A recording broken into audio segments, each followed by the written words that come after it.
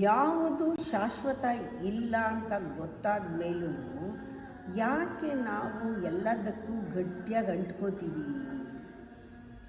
ನೋಡಿ, ಹೂ ಅರಳುತ್ತೆ, ತಕ್ಷಣ ಬಾಡೋಗುತ್ತೆ. ಮಗು ಅಂತ ಕಣ್ಣು ಮಿಟಕ್ಸೋಷ್ಟರಲ್ಲಿ ಮಕ್ಕಳು ದೊಡ್ಡವರಾಗ್ಬಿಡ್ತಾರೆ.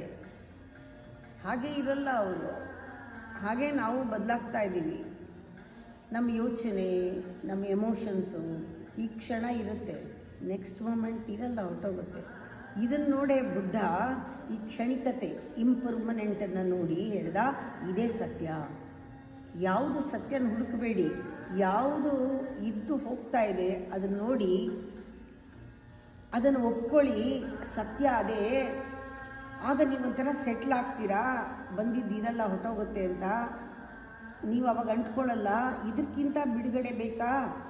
ಇದೇ ಬಾಗಿಲು ನೀವಿಗೆ ಬಿಡುಗಡೆಗೆ, ನೀವು ಬದಲಾಗೋಕ್ಕೆ ಒಪ್ಕೊಳ್ಳೋದು. ಏನು ಎಲ್ಲ ಹೊರಟೋಗುತ್ತೆ ಅಂತ. ಯಾವುದು ಶಾಶ್ವತ ಅಲ್ಲ ಅಂತ, ಇದು ಸತ್ಯ.